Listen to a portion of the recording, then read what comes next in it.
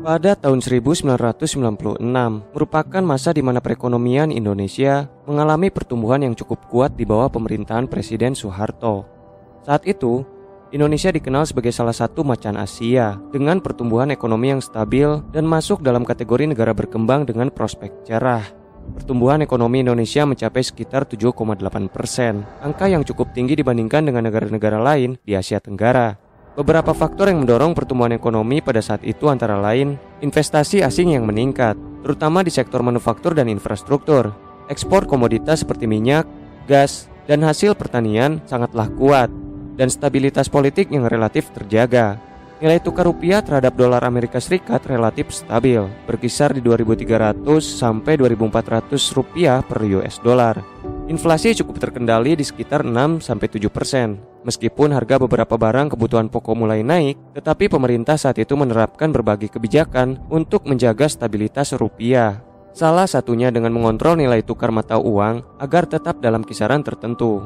Pada sektor manufaktur sangatlah berkembang pesat, terutama dalam industri tekstil, elektronik, dan otomotif. Investasi asing terus mengalir dengan banyaknya perusahaan multinasional yang mendirikan pabrik di Indonesia dan pembangunan infrastruktur yang meningkat seperti jalan tol, pelabuhan, dan kawasan industri untuk mendorong pertumbuhan ekonomi. Seperti halnya negara-negara Asia Tenggara lainnya, bank dan perusahaan di Asia meminjam dalam jumlah besar dalam bentuk dolar AS atau mata uang asing lainnya untuk membiayai proyek-proyek infrastruktur dan industri negaranya.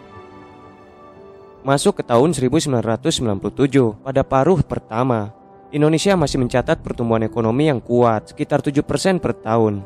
Beberapa indikator ekonomi saat itu menunjukkan stabilitas.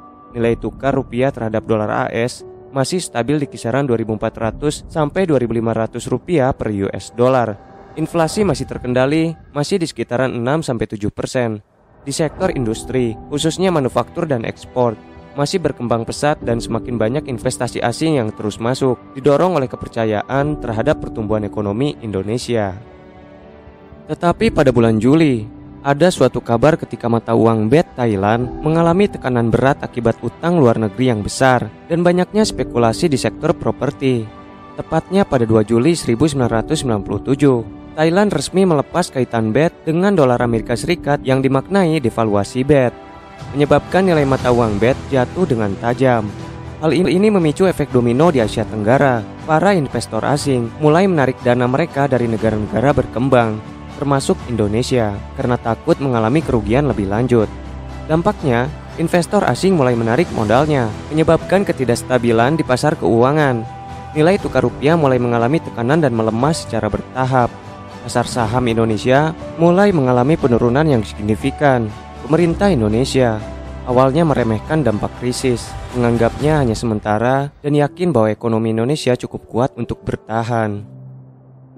Masuk ke bulan Agustus, nilai tukar rupiah mulai anjlok secara drastis. Dari 2.500 per US dollar pada bulan Juli, turun menjadi 3.000 per US dollar pada bulan Agustus. Pada Oktober, rupiah semakin melemah lebih dalam hingga 4.000 per US dollar, memicu kepanikan di sektor keuangan. Pemerintah Soeharto dan Bank Indonesia mencoba menstabilkan rupiah dengan cara menggunakan cadangan devisa untuk intervensi pasar, menetapkan sistem nilai tukar mengambang, menaikkan suku bunga untuk menarik kembali investor asing. Namun, langkah-langkah ini gagal meredam kepanikan. Rupiah terus melemah karena kepercayaan investor terhadap ekonomi Indonesia mulai runtuh. Seiring dengan jatuhnya rupiah, dunia usaha di Indonesia mulai mengalami kesulitan besar. Banyak perusahaan swasta memiliki utang dalam dolar AS, tetapi pendapatan mereka dalam rupiah. Akibatnya, biaya utang perusahaan melonjak drastis, membuat banyak perusahaan kesulitan membayar pinjaman mereka. Bank-bank mulai mengalami krisis likuiditas karena banyak perusahaan dan individu gagal membayar utang mereka, serta perekonomian mulai melambat. PHK massal mulai terjadi, dan daya beli masyarakat mulai menurun. Pada akhir 1997, kondisi ekonomi Indonesia semakin memburuk. Rupiah terus melemah hingga 5.000 per US dollar, bahkan menyentuh 6.000 pada Desember. Banyak bank-bank kecil mengalami kebangkrutan, memicu ketidakpercayaan terhadap sistem keuangan, serta harga barang kebutuhan pokok mulai naik, memicu keresahan di masyarakat. Dalam situasi yang semakin kritis, pemerintah Soeharto meminta bantuan ke International Monetary Fund atau IMF pada Oktober 1997. IMF setuju memberikan paket bantuan sebesar 43 miliar dolar, tetapi dengan syarat Indonesia harus melakukan reformasi ekonomi, termasuk menutup bank-bank yang bermasalah dan mengurangi intervensi negara dalam ekonomi. Namun, kebijakan ini justru memperburuk keadaan karena semakin mengurangi kepercayaan publik terhadap sistem perbankan Indonesia. Masuk pada awal Januari 1998, rupiah berada di sekitar 8.000 per US dollar. Pada pertengahan Januari, rupiah terus melemah hingga 10.000 per US dollar. Dan pada 23 Januari 1998, rupiah mencapai titik terendah dalam sejarah, menyentuh 17.000 rupiah per US dollar. Dampaknya, harga barang kebutuhan pokok melonjak drastis karena Indonesia masih bergantung pada impor, terutama bahan makanan dan energi. Utang luar negeri swasta membengkak, menyebabkan banyak perusahaan kesulitan membayar utang mereka, serta masyarakat panik dan mulai menarik tabungan mereka dari bank, memperparah krisis perbankan. Situasi ini berdampak juga pada gelombang PHK besar-besaran. Lebih dari 5 juta orang kehilangan pekerjaan hanya dalam beberapa bulan pertama tahun 1998. Tingkat kemiskinan meningkat pesat karena harga kebutuhan pokok terus naik sementara pendapatan masyarakat menurun. Banyak pabrik dan perusahaan besar menghentikan produksi atau bangkrut karena biaya produksi melonjak dan permintaan menurun. Pada bulan Februari, situasi makin tidak terkendali. Harga-harga barang pokok meningkat lebih dari 100% dibandingkan tahun sebelumnya. Beras, minyak goreng, dan gula menjadi barang langka dan sangat mahal. Kelangkaan BBM terjadi di beberapa daerah, memicu antrian panjang dan kerusuhan kecil. Tibalah di bulan Mei 1998, menjadi salah satu bulan tergelap dalam sejarah Indonesia. Asap pekat membumbung tinggi di langit Jakarta. Suara jeritan dan tembakan bercampur dengan kepanikan yang tak terbendung. Kota-kota besar di Indonesia berubah menjadi lautan api, dipenuhi oleh aksi penjarahan, kekerasan, dan kehancuran yang melanda tanpa terkendali. Rakyat yang telah lama tertekan oleh krisis ekonomi dan ketidakadilan sosial akhirnya meledak dalam amarah. Di tengah gejolak ini, mahasiswa menjadi garda terdepan dalam perjuangan menuntut reformasi. Tragedi Trisakti adalah salah satu pemicu terjadinya peristiwa paling bersejarah dalam perjalanan reformasi Indonesia. Peristiwa ini terjadi pada 12 Mei 1998. Gelombang demonstrasi mahasiswa di berbagai universitas, termasuk Universitas Trisakti, yang menuntut reformasi total dan pengunduran diri Presiden Soeharto. Pada saat itu pula, pemerintahan Soeharto dikenal dengan sistem pemerintahan yang otoriter, penuh dengan praktik korupsi, kolusi, dan nepotisme, mendorong mahasiswa dan masyarakat luas semakin kehilangan kepercayaan terhadap kepemimpinannya, sehingga aksi-aksi protes semakin membesar. Tepatnya pada 12 Mei 1998, lautan anak muda berjumlah ribuan mahasiswa Universitas Trisakti menggelar aksi demonstrasi damai di sekitar kampus mereka di Jalan Es Parman, Jakarta Barat. Mereka menuntut reformasi dan mendesak Soeharto untuk mundur dari jabatannya. Aksi ini berlangsung tertib dengan mahasiswa membawa spanduk dan meneriakkan slogan-slogan reformasi. Mahasiswa berunjuk rasa dengan damai, duduk di depan kampus, meneriakkan aspirasi mereka. Namun, ketika sore menjelang, situasi berubah mencekam. Aparat keamanan, gabungan TNI dan Polri mulai mendesak mahasiswa kembali ke dalam kampus. Saat mahasiswa perlahan mundur, tiba-tiba terdengar suara tembakan. Peluru tajam ditembakkan ke arah mahasiswa, menyebabkan 4 mahasiswa Trisakti tewas di tempat. Ia bernama Elang Mulia Lesmana, Hafidin Royan, Heri Hertanto, dan Hendriawan Si. Selain itu, banyak mahasiswa lainnya mengalami luka-luka akibat tembakan dan kekerasan dari aparat. Tentunya, berita kematian mereka tersebar dengan cepat dan berdampak pada situasi yang lebih mengerikan. Benar saja, pada keesokan harinya tanggal 13 sampai 14 Mei, kematian keempat mahasiswa tersebut menyulut kemarahan besar di tengah masyarakat.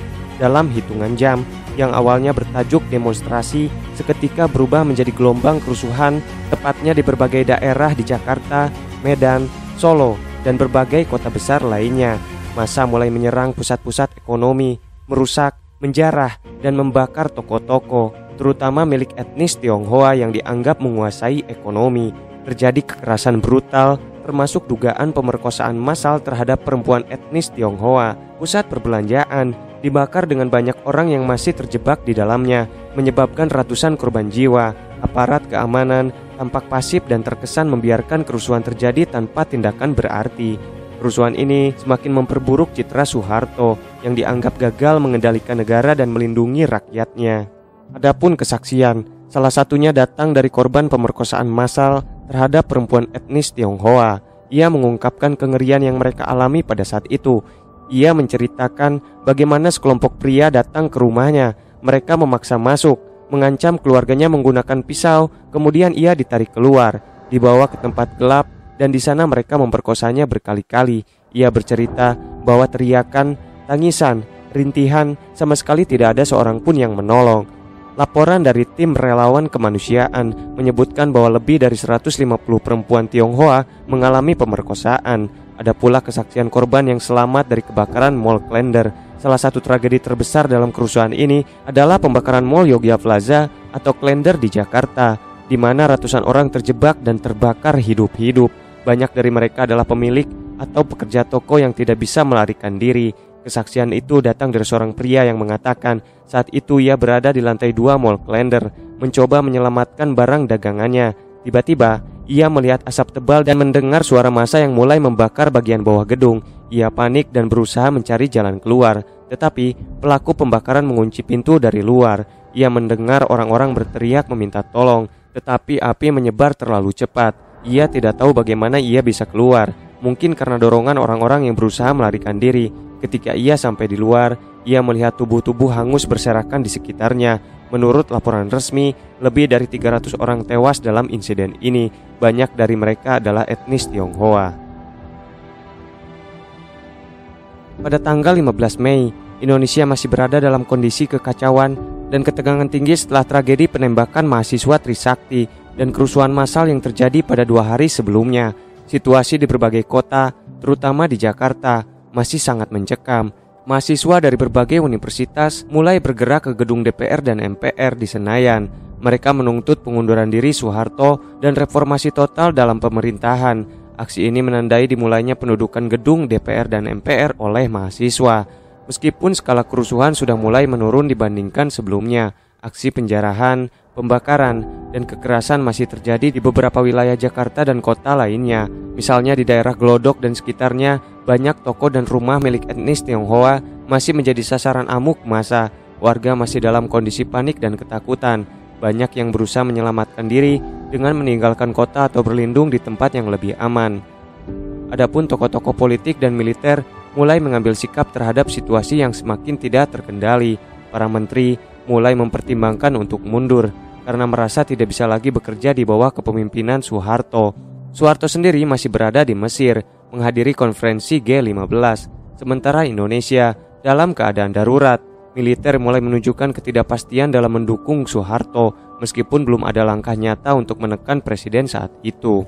Keesokan harinya, tanggal 16 Mei 1998, setelah aksi mahasiswa yang dimulai pada 15 Mei sebelumnya, jumlah mahasiswa yang datang ke gedung DPR dan MPR di Jakarta semakin bertambah. Mahasiswa dari berbagai universitas di Indonesia bergabung dalam aksi protes, menjadikan gedung DPR dan MPR sebagai simbol perjuangan reformasi. Tuntutan utama mereka tetap sama, Soeharto harus mundur dan reformasi total harus dilakukan.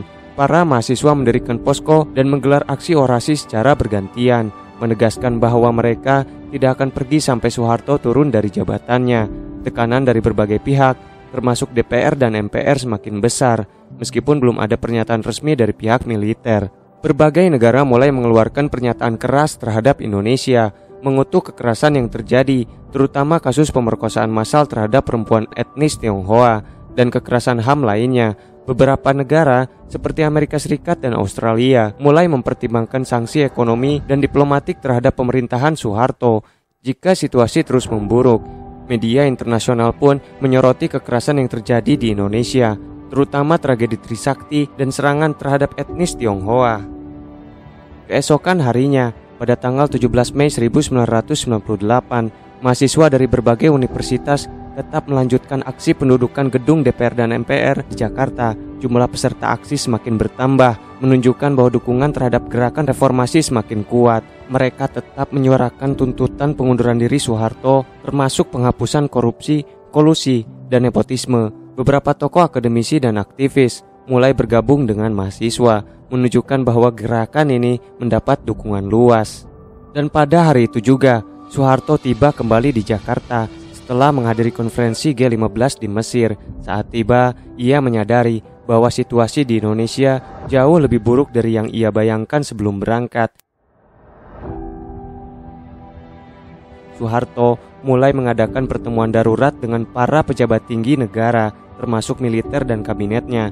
Para menteri dan petinggi militer mulai menunjukkan tanda-tanda tidak lagi sepenuhnya mendukung Soeharto. DPR dan MPR pun mulai merapatkan barisan, dengan beberapa anggotanya secara terbuka meminta agar Soeharto segera mundur demi menyelamatkan bangsa. Para menteri dalam kabinet Soeharto mulai resah, dan beberapa dari mereka mulai mempertimbangkan untuk mengundurkan diri. Panglima ABRI Jenderal Wiranto dan petinggi militer mulai bersikap lebih hati-hati, tidak lagi menunjukkan dukungan penuh terhadap Soeharto seperti sebelumnya.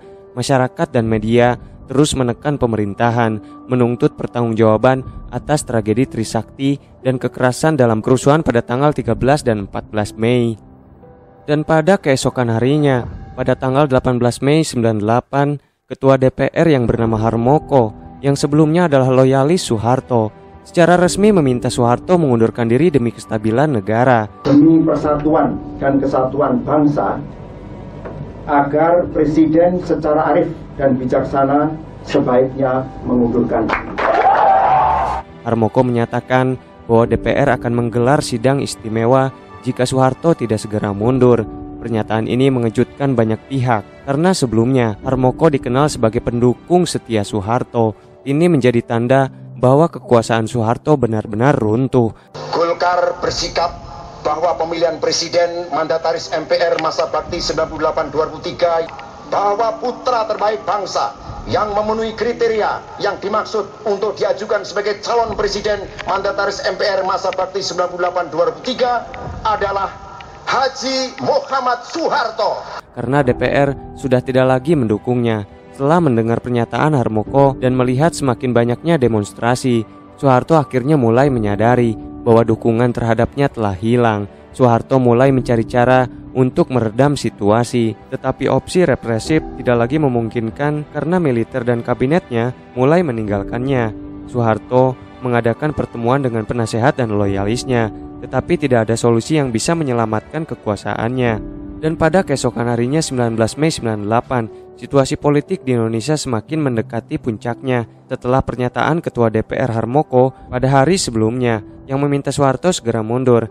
Tekanan terhadap presiden yang telah berkuasa selama 32 tahun itu semakin kuat. Mahasiswa masih terus menduduki gedung DPR dan MPR, sementara para pejabat pemerintahan mulai menjaga jarak dari Soeharto. Soeharto akhirnya menggelar pertemuan dengan tokoh-tokoh nasional di Istana Merdeka, termasuk B.J. Habibie, Tri Sutrisno, Emil Salim, dan tokoh lainnya. Dalam pertemuan ini, Soeharto mencoba mencari solusi untuk tetap bertahan di kursi kepresidenan, tapi para tokoh menyarankan agar ia mundur demi stabilitas negara. Soeharto mengusulkan pembentukan kabinet reformasi, tetapi usulan ini tidak mendapat dukungan dari masyarakat maupun elit politik. 14 menteri menolak bergabung. Penolakan ini menjadi pukulan telak bagi Soeharto karena menunjukkan para pejabat di sekelilingnya sudah tidak lagi loyal kepadanya.